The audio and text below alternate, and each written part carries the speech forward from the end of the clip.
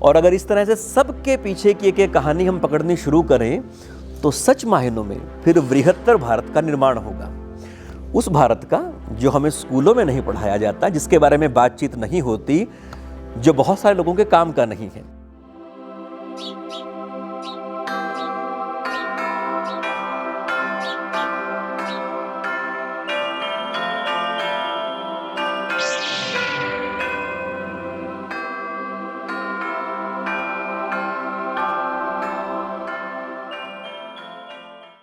मित्रों, आजकल हमारे पास एक ऐसी समझ बन पड़ी है, जाने अब वो किन कारणों से ऐसी है, कि हमने मानना शुरू कर दिया है कि धर्म, संस्कृति, राष्ट्र ये हमारे काम की चीज़ें नहीं, इन्हें अपने पास ही रखो।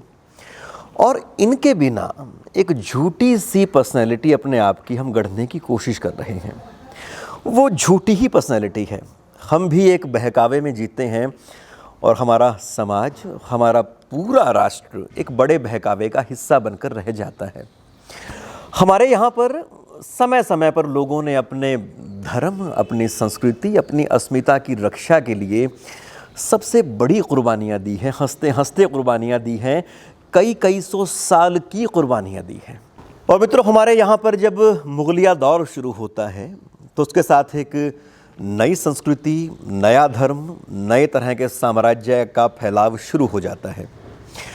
उस साम्राज्य के सामने, उस संस्कृति के सामने बहुत सारे क्षेत्रीय राजे थे, रजवाड़े थे, बहुत सारे लोग थे, कबीले थे, लोगों के समूह थे। तो कुछ लोगों को, समूहों को, राज्यों को हराया गया, कुछ लोगों ने हार मानने से मना कर दिया। तो ऐसी ही एक कहानी है, वो हमारे यहाँ पर जुड़ी है बाजीगर जाति के साथ।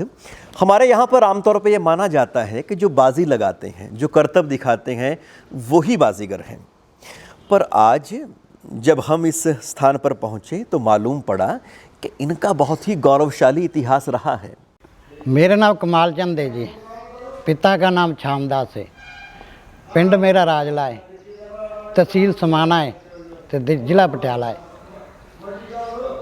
जहाँ पर मैं बाबा मंगल भगत के मंदिर में सेवा के लिए आया हूँ, मिस्त्री आदमी हूँ। नागा साधुओं का सेनापति था जी,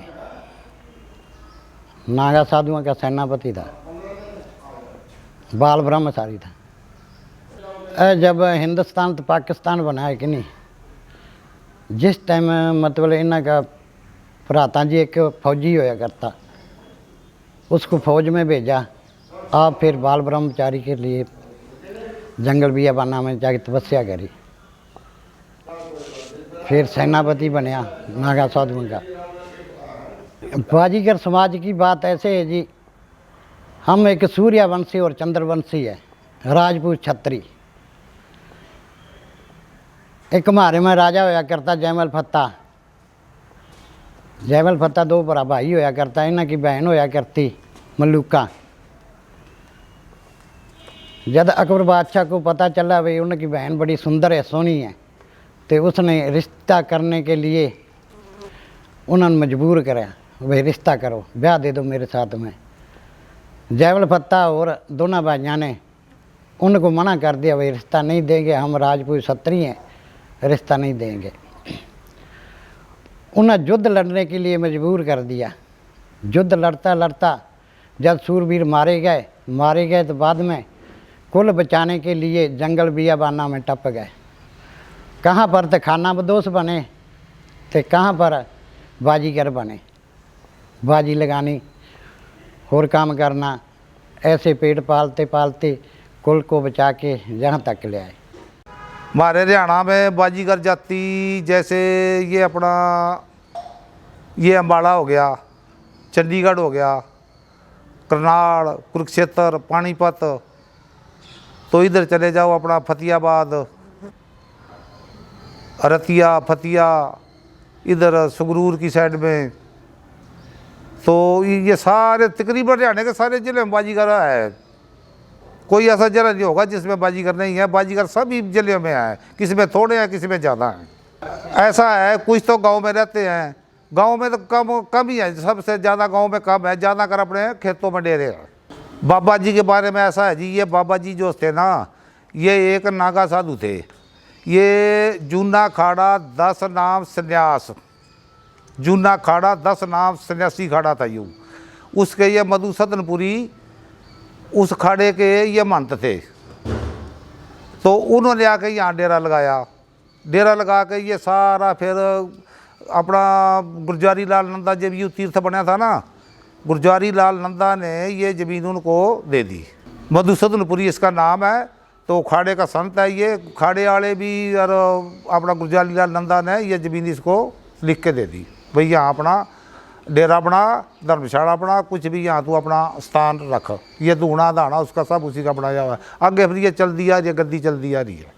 हमारे को बाजीगर अपना कोई रिश्ता नाता मांगा था, तो उसकी वजह से हमारे बुजुर्ग जो थे वो अपना वहाँ से जंगलों में अपनी धर्म बचाने के बाहर बाज के अपना चलो 50 साल 10 साल 50 जो भी उन्होंने काट के फिर ऐसा ऐसा ये अपना सरकार बनी। हिंदुस्तान पाकिस्तान जिस टाइम बनी, उस टाइम के बाद में सरकार ने कुछ हमारे को हक दिया, भाई जो बाजीगर है इनको ज़मीनें, कस्टोडियन ज़मीनें जो है इनको ख़रीदने को हक दो, ये ख़रीद सकते हैं।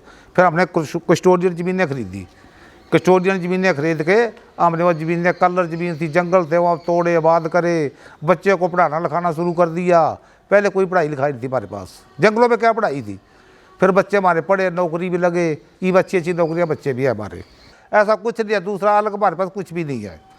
यही है जो अपना धर्म बचाया, खासियत यही है बाजीगरों के पास। तो हमारे यहाँ पर जो गाड़िया लोहार जिनको कहते हैं, वो तो आज तक अक्षुण्य रूप से उसी परंपरा का पालन किए हुए हैं। कभी उन्होंने उन राजपूती राजाओं के अपने जो शस्त्र रहे, अस्त्र रहे, उनका निर्माण किया और आज तक वो उसी तरह का जीवन जीते रहे हैं, पर अपनी प्रतिबद्धता से वो पीछे नहीं हटे हैं। तो उसी तरह की ये जो जाति है बाजीगर भी है। तो ये एक अलग तरह के अतीत का पन्ना है जो हमारे सामने खुलता है जब हम यहाँ पर आते हैं, लोगों से बात करते हैं।